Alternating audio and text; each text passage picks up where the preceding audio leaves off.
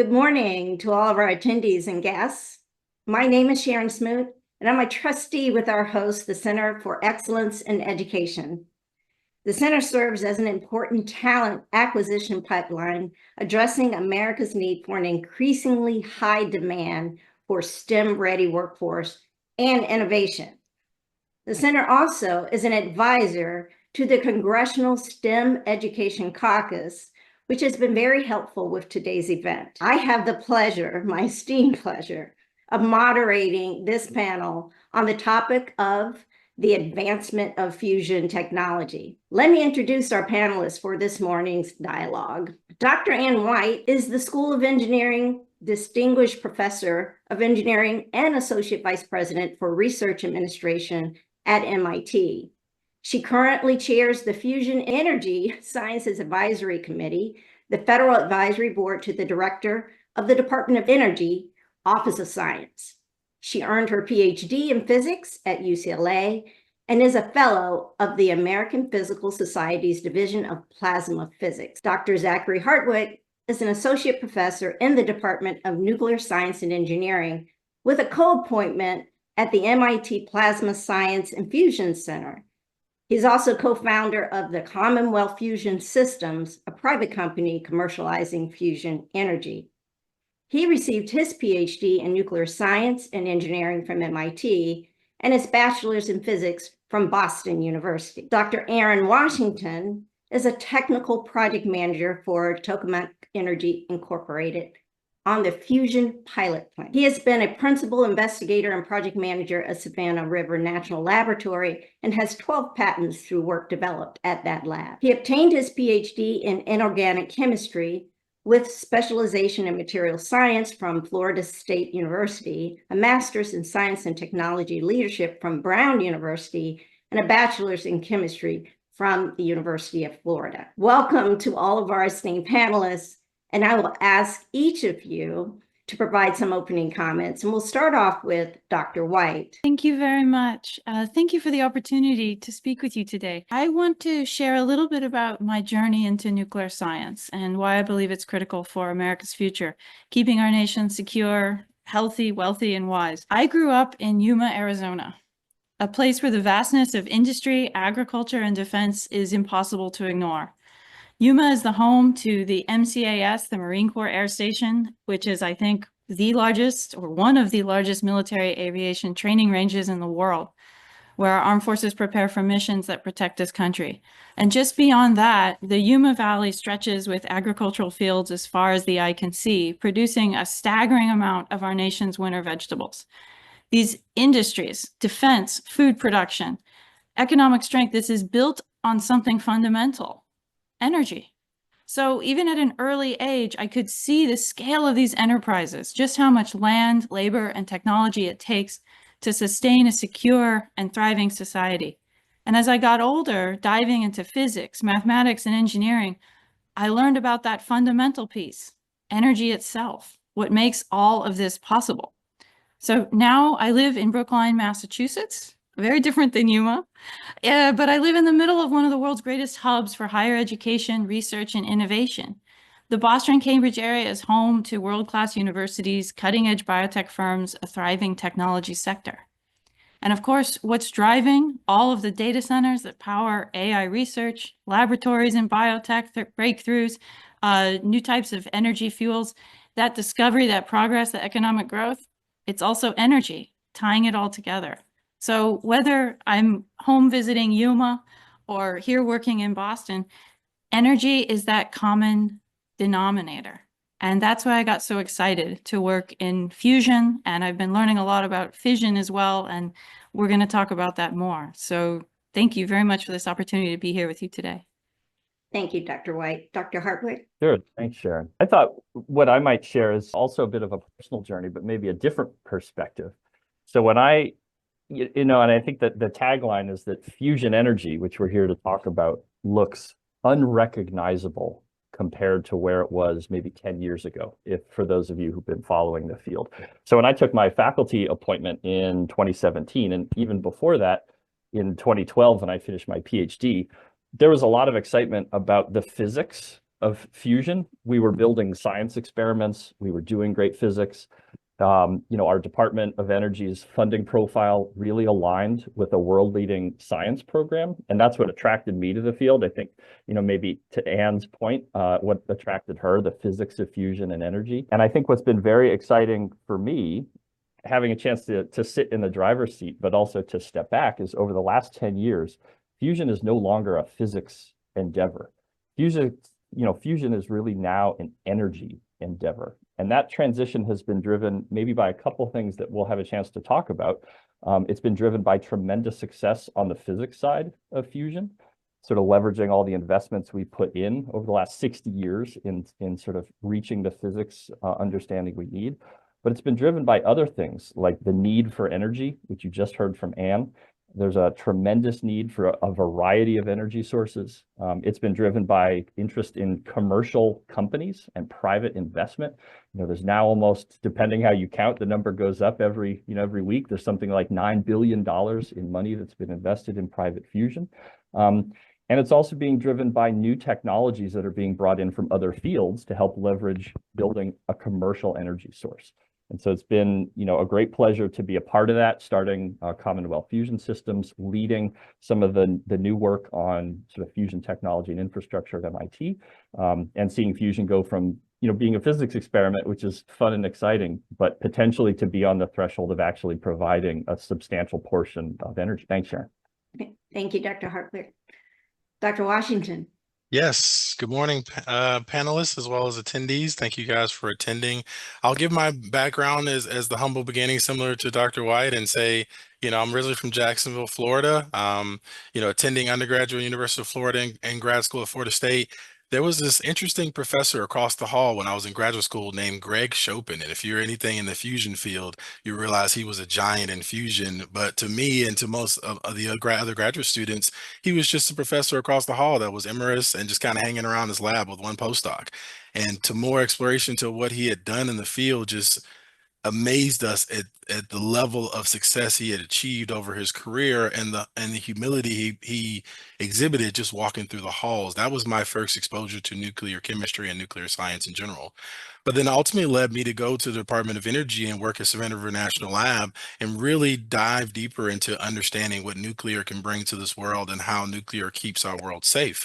And just taking all of that information and knowledge in different projects and working with different programs, it's been exciting to see nuclear fusion in the beginning and learning with ITER project as the lab was supporting ITER, but several other endeavors to get into now the privatized side of it and understand from this side of actually producing a fusion device and operating it over the last 10 years or so, but also generating high temperature superconducting magnets and things like that that Tokamak Energy has been able to do. It's amazing to see the field, to see a lot of the companies and suppliers and supply chain being developed. As Dr. Hartwood just mentioned, where we are today is vastly different than where we are, I would even say 5 years ago, in terms of the difference in how we are able to reach certain milestones that everyone considers 20 to 50 years away.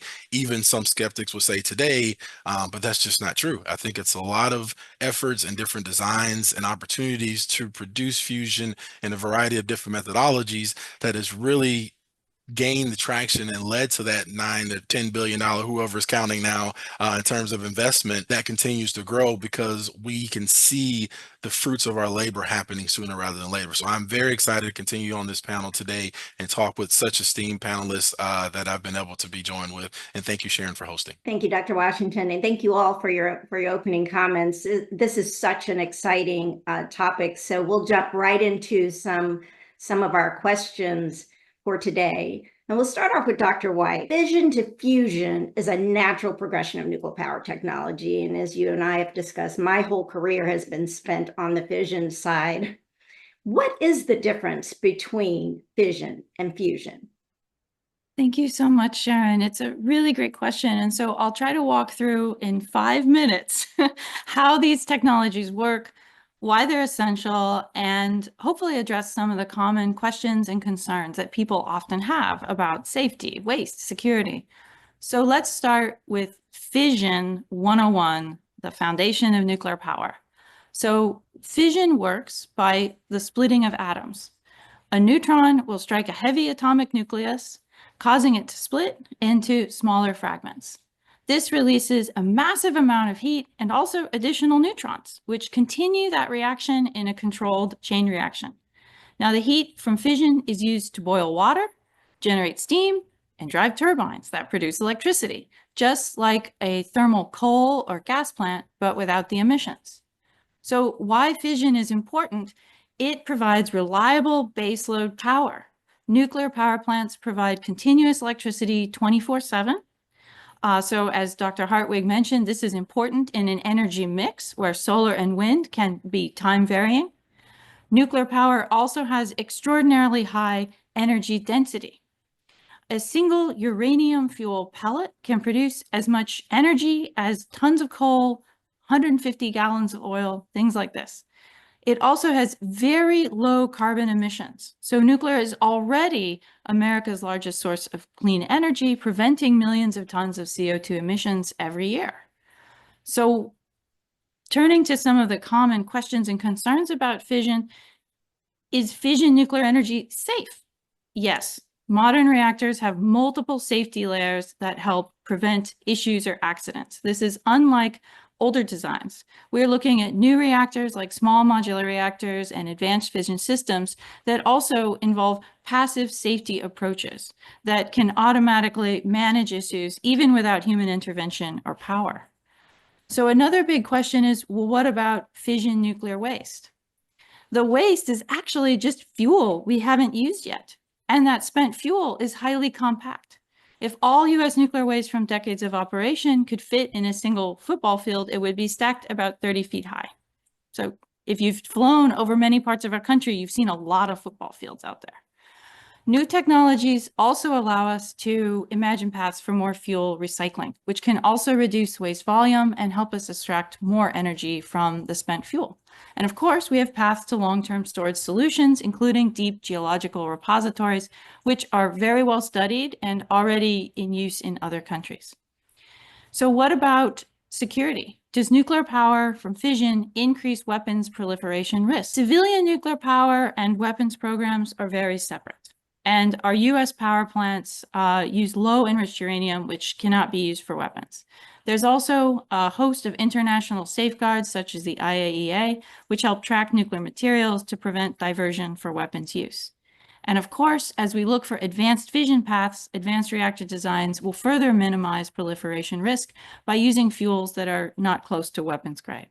So that's kind of a quick package of fission. And now let's turn to fusion. As Dr. Smoot mentioned, as a transition from fission to fusion in this advanced nuclear pathway. So Fusion 101 is really to package it up and say, this is the future of nuclear energy. So how does fusion work? Fusion is the process that powers the sun and the stars. And it's the opposite of fission, because instead of splitting atoms like uranium that are very heavy, fusion is combining our lightest atoms, the light atomic nuclei, like hydrogen isotopes that you'll hear about later in this seminar, undoubtedly, called deuterium and tritium. When we combine them, we form helium and also release vast amounts of nuclear energy, 4 times more than fission per reaction. So it's even more energy dense with virtually no harmful byproducts. So fusion requires extreme conditions. You're thinking about a star. Temperatures of over 100 million degrees, even hotter than our sun, in fact, are what we have to achieve here on Earth to force these atomic nuclei together. So how do we make this work? How do we put fusion to work for us on Earth? Well, there's 2 big paths: magnetic confinement fusion, which my colleagues are connected to very deeply, as am I, which uses powerful magnetic fields in a device like a tokamak or a stellarator to confine the hot plasma where the fusion occurs. But there's also other pathways known as inertial confinement fusion that use very high-powered lasers to compress the fuel to those fusion conditions. And you might have heard a recent breakthrough. Couple of them, in fact. In December 2022, the National Ignition Facility achieved net energy gain for the first time in an inertial confinement fuel system. That was very exciting. And also, you'll note recent breakthroughs mentioned from companies in the news, like the Spark project from Commonwealth Fusion System and also from Helion Energy, which are all accelerating commercial fusion development. So what about that package of common questions and concerns about fusion? Is fusion safe? Yes. In fact, as safe as fission is, fusion is even safer as an advanced nuclear path. Fusion has no risk of a meltdown, no runaway reactions. If anything goes wrong, this reaction simply stops. And fusion does not produce any long-lived radioactive waste. And the primary byproduct, again, is helium in the fuel itself. So will fusion take a long time to develop? It's been around a long time. We've had tremendous advancements in 10 and 5, just 10 years, 5 years, as you've heard. The timeline is rapidly accelerating. So what we're going to be talking through today is how fusion power plants could be online by the 2030s with commercial plants in the following decades. And the private sector, as you heard, is investing billions of dollars to commercialize fusion faster than we've previously even anticipated. And another question about fusion is important to mention. Can it be affordable? I mean, this is, I think, another good question. The cost is expected to drop always as our technology advances, similar to how we've made great advancements in renewable, making solar and wind energy more affordable with research and development. And so this early investment in fusion now, in taking these big steps now for the technology development beyond the science and the physics, it will help us ensure that our country is leading in this field and developing the technology. So to close it out, this was a quick package of Fission and Fusion 101. You want to think of them as two sides of this nuclear coin. Fission is providing the clean energy today, and fusion is representing that limitless clean energy of tomorrow. And both fission and fusion are critical for America's future security, for our economic growth, for our energy independence. And so by investing in it now, we ensure we will lead.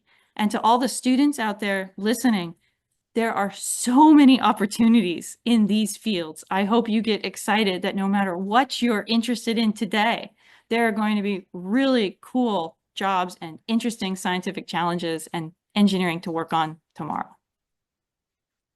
Thank you, Dr. White. Dr. Washington, Yes. you have worked in a national lab and are currently in the energy industry. Why is fusion nuclear power an important part of our future? So that's a great question, and I want to take it back to where I started as a solar power focus in my career and making solid state lighting applications. When I first learned about nuclear, I was skeptical outside of nuclear power for weapons.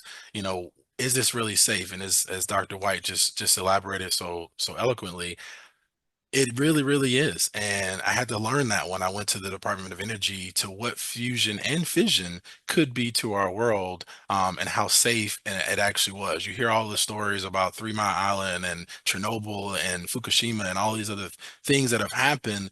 But then when you understand the actual data from what the casualties were not, and sometimes falsely described as what the impact was, it is one of the safest energy sources that we have. And not only that, but it's the most dense.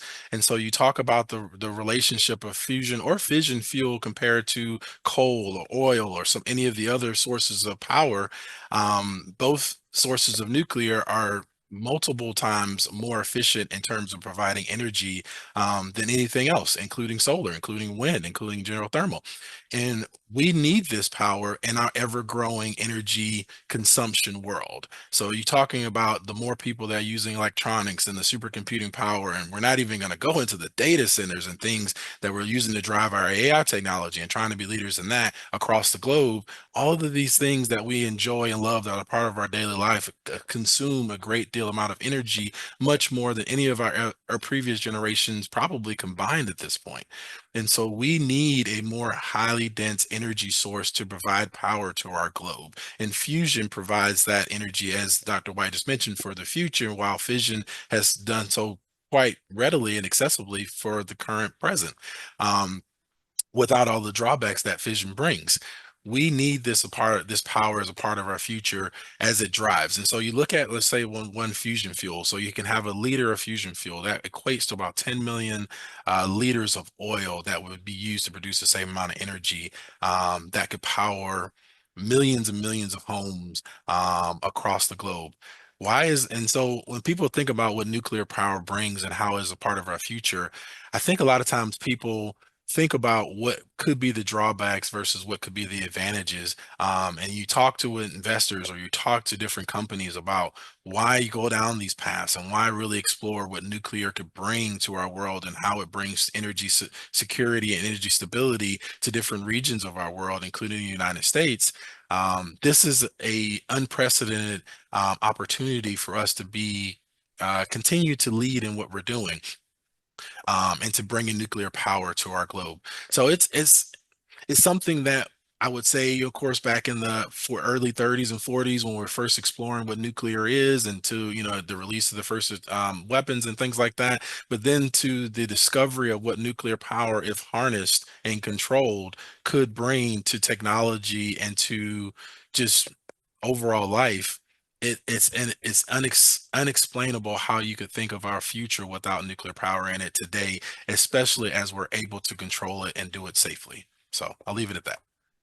Thank you, Dr. Washington. I will stop a messaging from both you and Dr. White. This is something we in this country, America, needs to lead for a lot of reasons. Dr. Hartwick, your research is specifically in the area of this topic, as are the others. What are the challenges in maturing fusion technology? Yeah.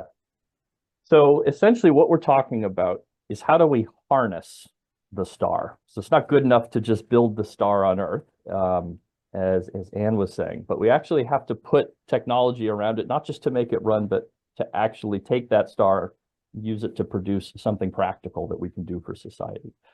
So I think, the questions about challenges, maybe the first thing is to talk about what the opportunity is and then motivate the challenges. And I think to the points that everybody's just made, including you, Dr. Smoot, the US is in a position to lead this field. So if we look at the history of fusion, the US has been in a leadership role for 60 years, going back all the way to the 1940s and some of the early fusion concepts, all the way to today, where we should point out the most robust private fusion ecosystem is in the US. And companies, even those that are abroad, are coming here and opening offices. So the fact that we have Dr. Washington here and Tokamak Energy here, which is originally a British company, speaks volumes to why people want to be in the US. So the US is positioned to lead. I'll mention just a second point about our leadership role is the fact that the US continues to have an incredibly strong university program and major scientific infrastructure that goes around it. So not only are we in a position to do the research required, but we're in a position to couple that research to the training and the workforce development that is going to be needed as this field expands. So we have all these incredibly important opportunities, and one of the questions is how do we take advantage of them? One of the things we have to be aware of is that fusion has tremendous potential, but we should also be sober about how difficult it will be. There's a lot of challenging engineering, in particular, science and engineering, they're going to have to go into making it work. So maybe what I'll list are sort of 3 challenges, and maybe we can talk about them if there are more questions. So I'd say one challenge, which we're kind of in the middle of solving, but it's early days yet, is actually sort of realigning some of the funding profile and the mission of what we've done in this country around fusion energy. So as I mentioned, a lot of fusion focus, a lot of fusion funding historically from Department of Energy has really focused on plasma physics, the physics of what's going on in the star, to understand, do we actually know enough to burn a star on Earth and create power? And rightly so, there's tremendous technical challenges. But right now, we're sort of at this interesting tipping point in fusion where, as Dr. White pointed out, the National Ignition Facility has demonstrated controlled, if you like, fusion in the laboratory setting for the first time. So we understand the physics. One of the big takeaways from that National Ignition Facility milestone is we have the physics, we have the predictive tools. Are there still exciting, scientific challenges in the plasma physics? Absolutely. But we're pretty confident, and we're now building multiple devices around the globe that say, yes, the physics is good.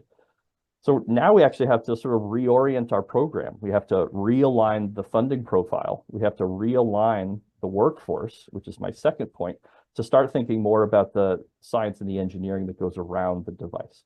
So getting programs up and going, supporting the Fusion Energy Science Office within the Office of Science as it realigns its programs to do more of this critical work is really important. And they're doing a great job with some new programs coming out that are supporting this mission.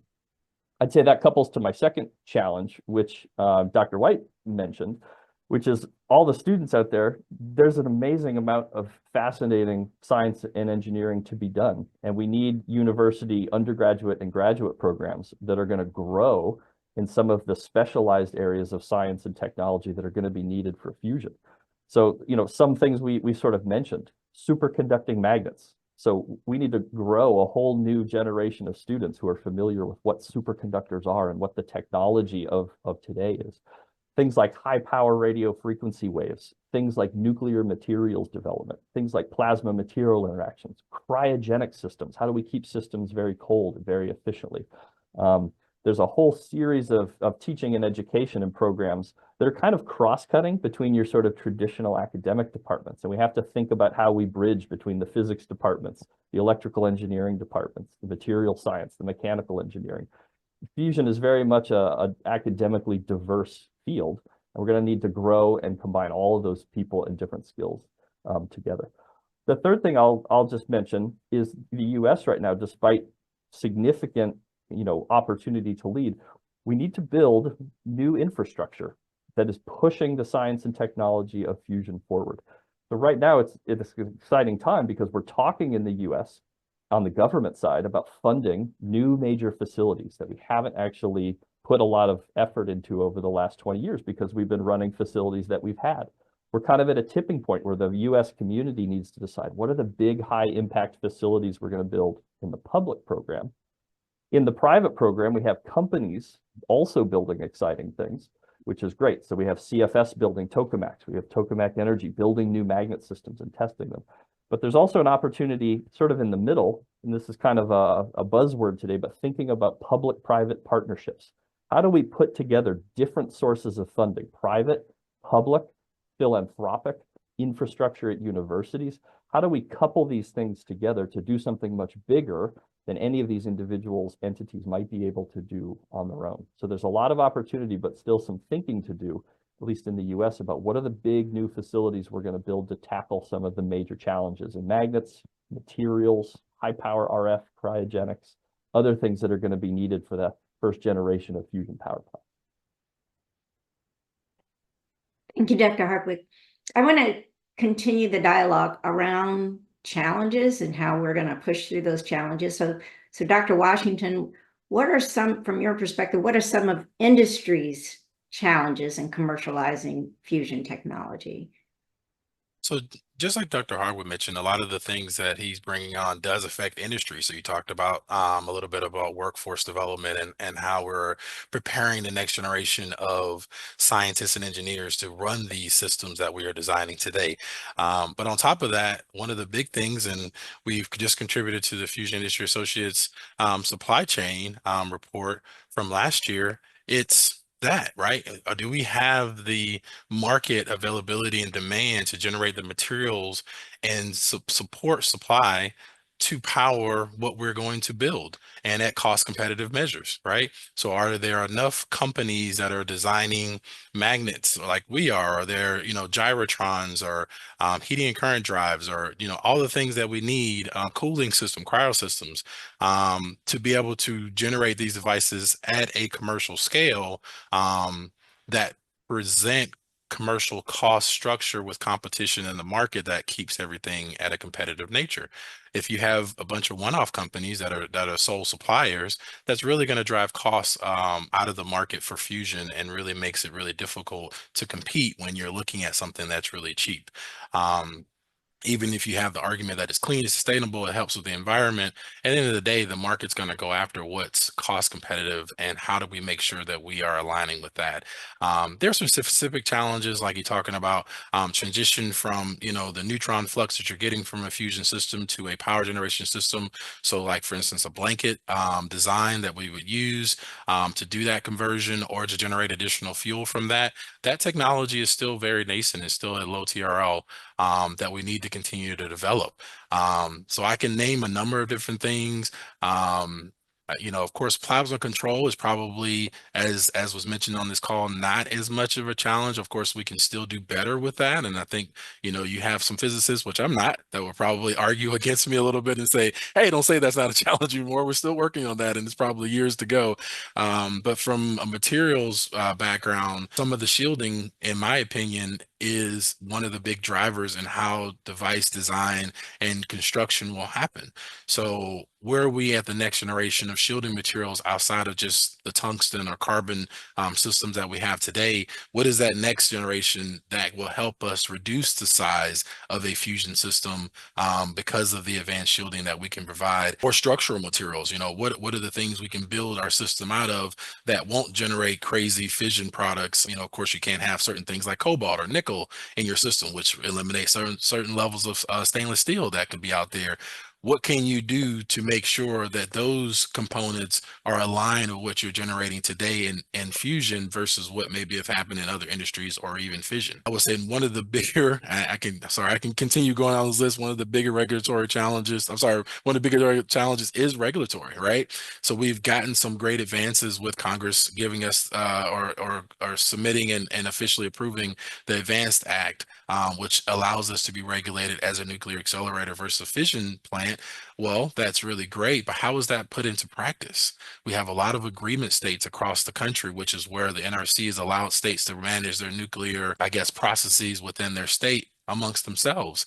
Well, I know a lot of them are getting together. There's an organization called Organization of Agreement States that allow them to come together and better understand how they're going to regulate amongst themselves, but it also allows them to learn from other states that are maybe a little bit further along. So as you're commercializing, as you're moving and mass producing these fusion devices in different places across the country, in the US even at least, which is the biggest focus of what even Tokamak Energy is doing, how is that made easier, right? So the longer you take to do a project, the more permitting, the more things you have to do because of conservatism or lack of knowledge of how fusion systems operate, the more things are going to cost, right? So how do we make sure that we are aligned with bringing not only first of a kind devices, but also nth of a kind devices at a cost competitive measure? And that's some of our challenges. I want to offer a follow-up question to one of your comments, Dr. Washington, and it's specific to the supply chain. This Sure. is an international market that we live in today.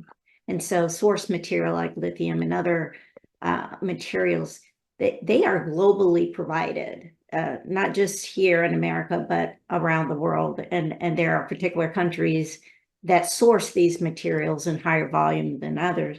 How is industry partnering and securing and stabilizing the supply chain for those unique materials that we're going to need for fusion to continue down the path that we're going to commercialize it? So that's a great question, and I would say, as a start, the Department of Energy has empowered a program called the Milestone Program, which has been created to allow currently 8 companies to come in and produce conceptual designs of fusion devices for the U.S. CFS is Commonwealth Fusion Systems is one of them. We are one of them, and there's 6 other companies. One of the things that we try to do when we actually get together and have conversations about things is where can we align supply chains in terms of requests to make sure that we're creating enough demand that makes business sense for companies either here or abroad, right? So you mentioned supply coming from all over, but again, there are still limit in some of the areas that we're talking about for supply chain for certain materials and certain systems. But if we're able to come together and say, hey, we're going to buy this gives that particular company, or this volume that gives that particular company more ammunition to provide their own internal investment into capabilities to scale up to produce a larger share of what we need. So a lot of it is establishing partnerships in terms of giving those companies assurance that the need is coming, right? Because as a private company, which we are, but as a supplier company, you need to have some assurance into producing a product at a certain scale that your investment will come back to you in a return. So I think that's probably the best answer, and I'm open to the other panelists if they want to jump in to provide additional comments there. Given this dialogue on challenges, I center around people, plant, procedures, procedures being regulatory oversight and all of the things that you guys have mentioned. I want to pull the string a little bit more, Dr. Hardwick, on the people part, because there's a manufacturing component, there's the science and engineering component, the investments we're making and our kids from through their entire academic career. Could you just expand a little bit more on what additional investment and talent is needed to advance the development and deployment of fusion technology, given where we are right now and where we need to be in the future with talent to cover all of those areas? Yeah, it's an important question given the transition that's underway. And I'd go back to looking at my own trajectory, which is coming into MIT 20 years ago. And who were we producing out of our university systems in the US and elsewhere in fusion? It's primarily PhDs. It's PhDs mostly working on plasma physics, some PhDs working in the area of technology.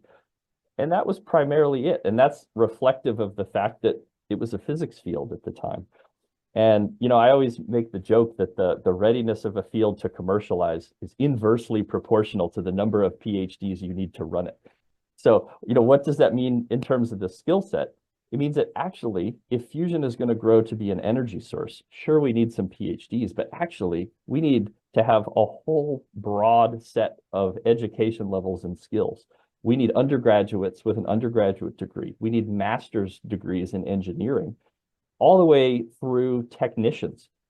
It can't be, you know, anybody on the call who's worked in a laboratory or worked at a company that's producing complex hardware, worked in the military where you have big pieces of hardware, you know how important the technicians are, people who are welding, people who are fitting technology together. These are highly specialized skills. It takes a lot of time and training for people to develop them.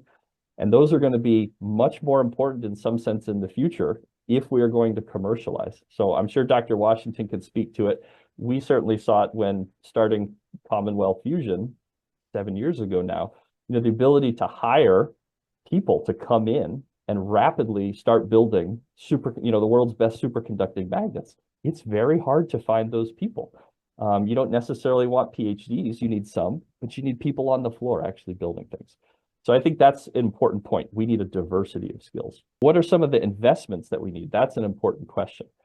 I would say, you know, one of the investments which is incredibly important, and it can't be sort of undersaid enough, is our university programs are the pipeline that is going to be training people to come out into the workforce, whether it's, you know, technicians at a local, you know, university or a, you know, local college level, all the way up through PhDs.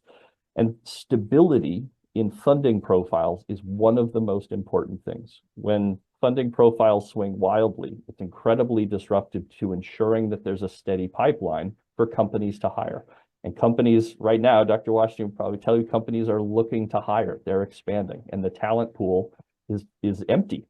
So we need that pipeline to be open, and stability in programs for funding research and training are essential.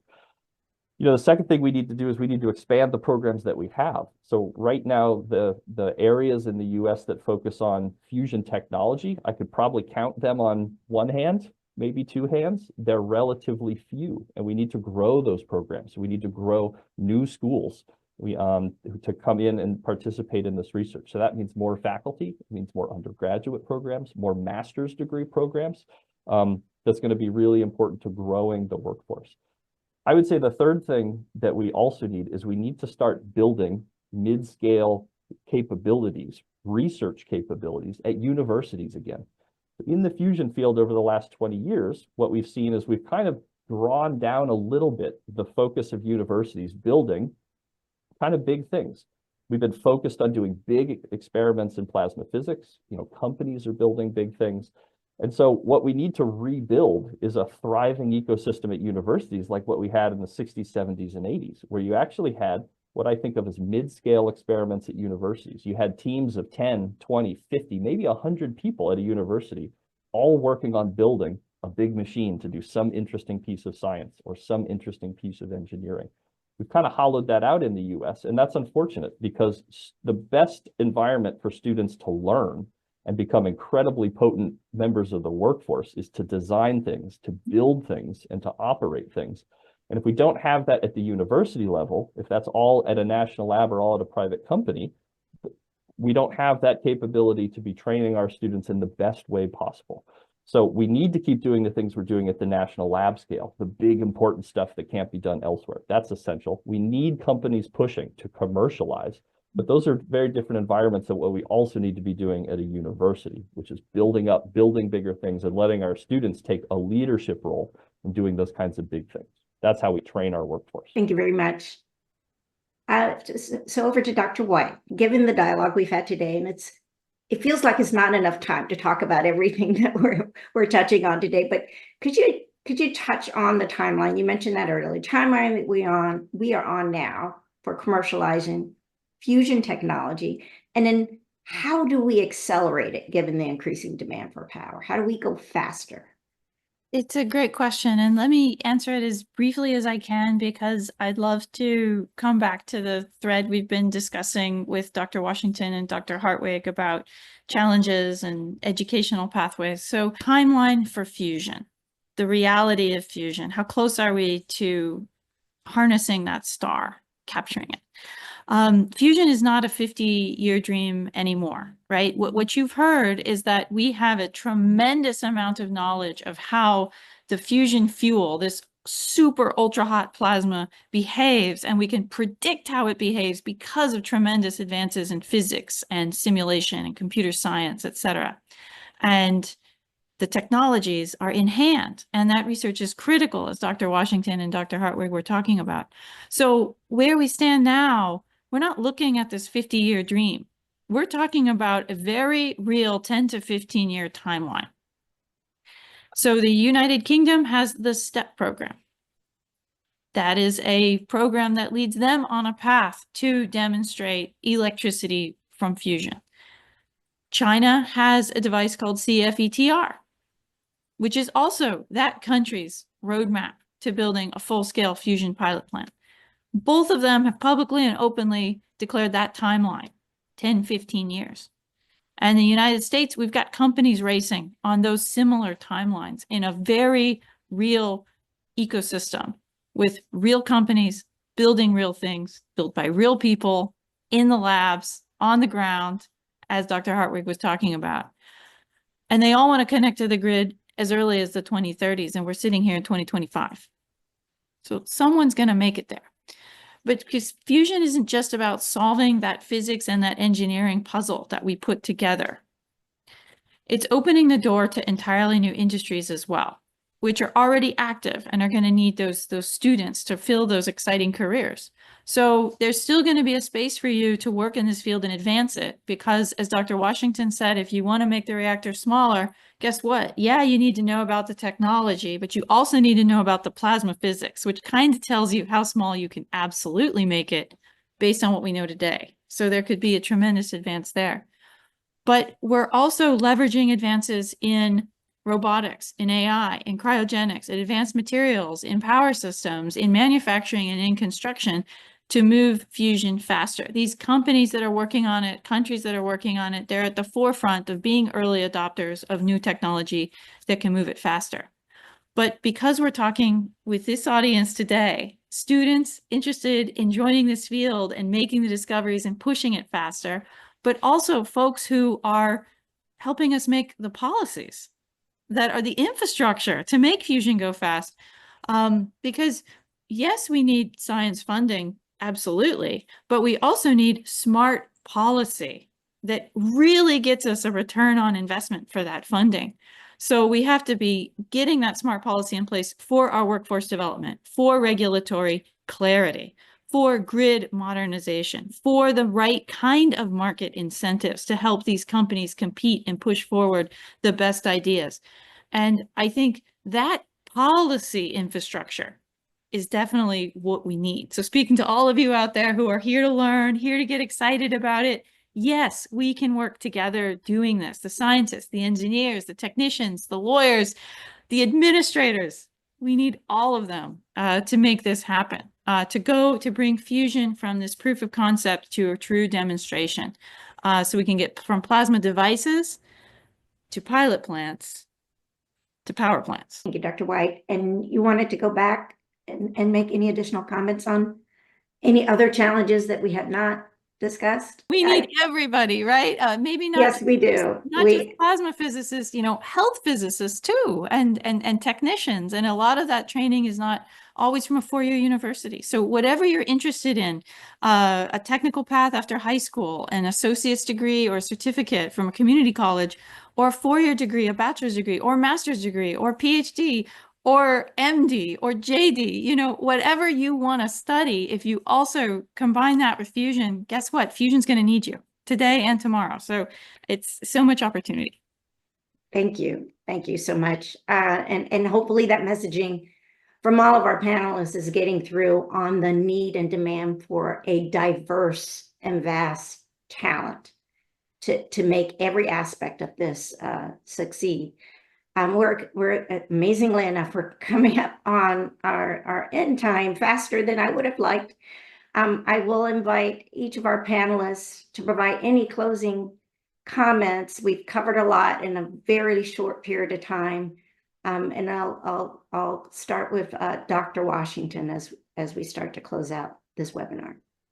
Thank you, Sharon. It has been a pleasure to be on this panel. I did have a couple remarks that I've been holding for this section, and one I want to address is the diversity of talent and diversity of the workforce we need to look at. And so we talk about the skill sets that Dr. White just mentioned. It is amazing how people just are not even aware about what fusion is in areas outside of science and engineering.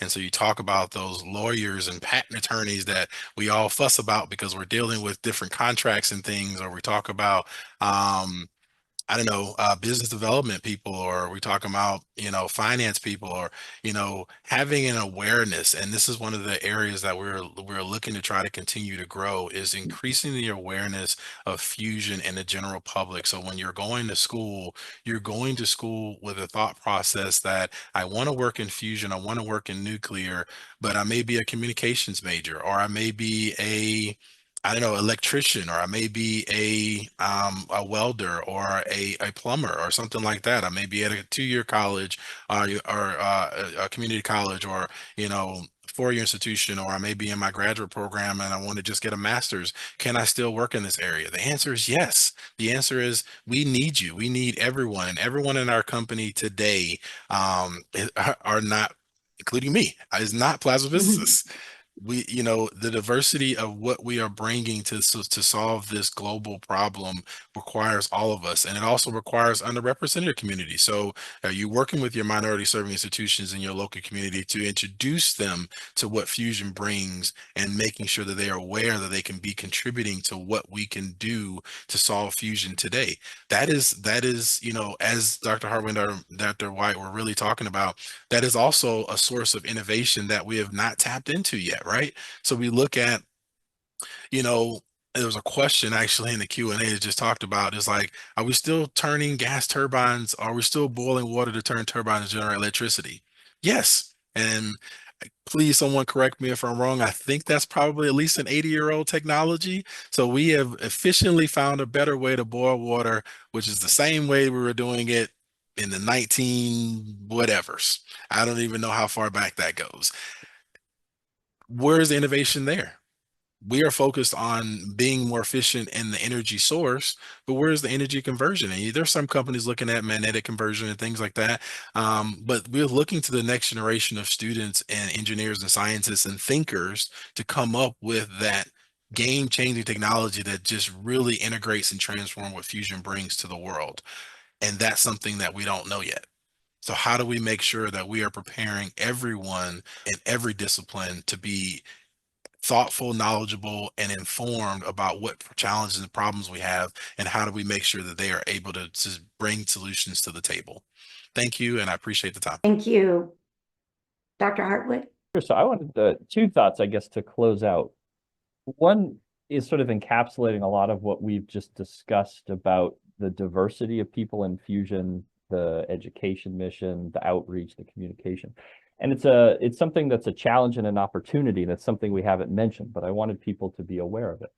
One of the things that we think quite strongly about in fusion, particularly on the technology and particularly on the private company side, is that fusion is going to need what we call a social license to operate. Fusion is going to need society to not only understand it, but to support it. That's going to be necessary for it to be a successful technology. So there's a tremendous amount of thought and even scholarly research into what can we do within fusion to actually ensure that fusion is integrated well, communicated well, involving as many people as possible, joint decision-making, other things, as we roll it out as a technology. So that's going to require a whole different set of skills than the ones that we've talked about in technology. And it's a very important piece of fusion. I think I'll just close quickly because I know we're at time. And I'll simply say that it's an incredibly exciting time in fusion, particularly in the US. The US is in a tremendous position to lead, but it is by no means guaranteed that the US will continue to lead. There is tremendous pressure and competition, as we heard from the UK, from China, from other places, Europe, Russia, Korea, Japan. There's a lot of places that are trying to commercialize this technology. And it's going to be imperative that the US continues to push to be a leader. And being a leader means you have to lead from the front. There's a lot of things that we need to continue pushing forward, and it'll be exciting to see the US do that in the near term. I will also add to Dr. Hartwick's comments that while there's a lot of competition, historically and still today and into the future, there's also in the area of science and engineering technology, tremendous collaboration worldwide. When we have joint efforts in everything. I mean, the pandemic was just one example, but in every major breakthrough, in every big venture, we have had worldwide collaboration in areas of STEM. And I do expect that to continue. And that was a comment in one of the Q&As. Dr. White. No, thank you so much. You've heard a lot of wonderful closing remarks about fusion and the future, and I've learned so much from my panelists, and it's been such an honor to be here with everyone today. So maybe instead, I'll pull that thread of what Dr. Hartwig said, leading from the front, striking that balance between collaboration, open science, knowledge creation, and knowledge sharing with that other piece that's so critical, which is putting in place a framework that can protect an idea so that a company can commercialize it. That is a tremendously important balance between open research, intellectual property protection, and creation of a vast new ecosystem for fusion. Higher education universities are at the forefront of striking this balance. We do open research. We also work really hard at protecting IP and commercializing technology and helping companies. So I might end on that note.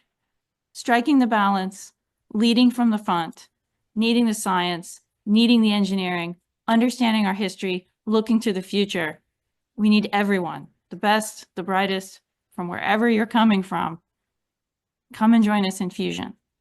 This is great. The future is now. Thank you, Dr. White. As we conclude today's insightful discussion, I want to express my sincere gratitude to everyone for your valuable contributions. And there are our esteemed panelists, as well as a host of people behind the scenes that have supported today's discussion.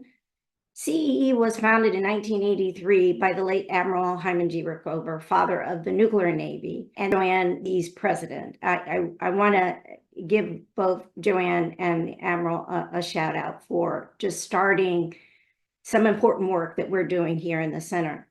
The mission of the center is to nurture high school and university scholars to careers in excellence and leadership in science, technology, engineering, and math, and to encourage this collaboration we've discussed between and among scientific and technological leaders in the global community.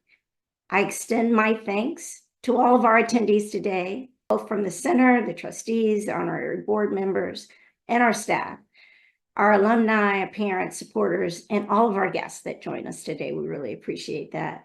I also want to give a special thank you to the chair and co-chair of the Congressional STEM Education Caucus, the members of that caucus, and their staff. for all the support they give to everything that we've talked about around and supporting this topic of advancing nuclear technology. Thank you for your time, your engagement. Thank you for the questions. Those that we weren't able to answer in the chat, we will get back to you. And for your dedication in making this conversation so meaningful. Should you have any further thoughts or questions, please don't hesitate to reach out to the contact that was provided in your registration. Wishing all of you a good and productive day ahead. Thank you so much for joining us today.